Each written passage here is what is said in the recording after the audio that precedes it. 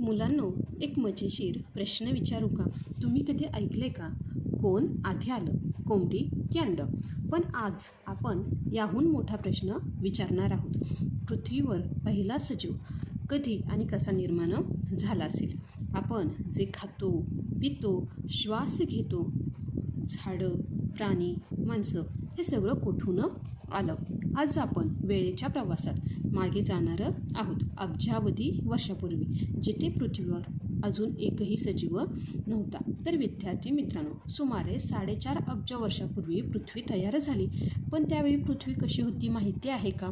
खूप गरम, ज्वालामुखी सतत फुटत होते, आकाशातून उल्का पडत होत्या, ना पाणी होतं, ना हवा आजसारखी, आणि ना कुठलाही सजीव.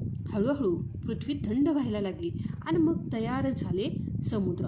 आता इथेच सुरू झाली सजीव निर्मितीची गोष्ट. तर विद्यार्थी मित्रांनो, शास्त्रज्ञांच्या मते सजीवांची सुरुवात समुद्रात झाली.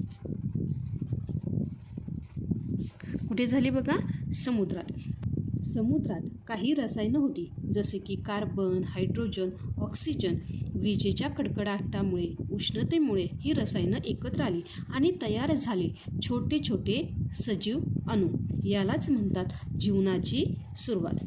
पहिले सजीव खूप साधे होते, जसे की एकपेशीय, म्हणजेच काय विद्यार्थी मित्रांनो? Single cell. काय आहे बघा? समुद्रात पहिला जीव निर्माण झाला आणि हे जे काही सजीव होते हे कसे होते रे? तर ते होते एकपेशीय. काय होते बघा? एकपेशीय.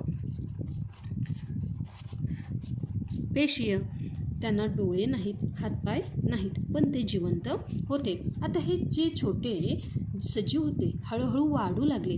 ते स्वतःची संख्या वाढवत गेले. काळ जसा गेला, काही सजीव बदलत गेले, काही नवीन प्रकार तयार झाले. यालाच आपण काय म्हणतो रे? ह्याला म्हणतो आपण उत्क्रांती. काय म्हणतो बघा?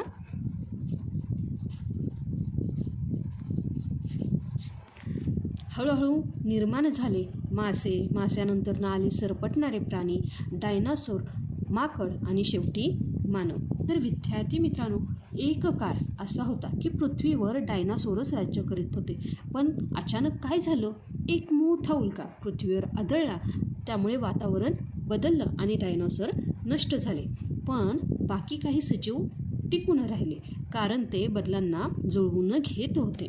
तर विद्यार्थी मित्रांनो, आता ही जी काही सजीव टिकून राहण्यासाठी त्यांनी काय काय केलं? तर विद्यार्थी मित्रांनो, त्यांनी काय केलं रे? वातावरणाशी जुळवून घेतलं. काय घेतलं बघा? वातावरणाशी जुळवून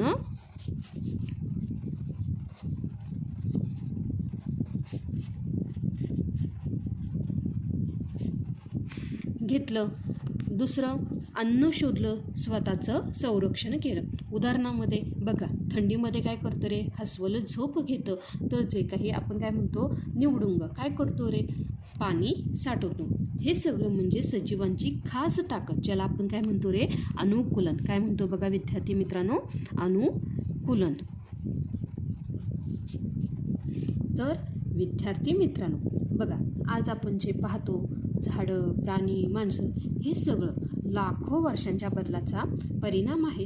पण अजूनही एक प्रश्न कायम आहे, जीवनाची सुरुवात नक्की कशी झाली? शास्त्रज्ञ अजूनही याचा शोध घेत आहे.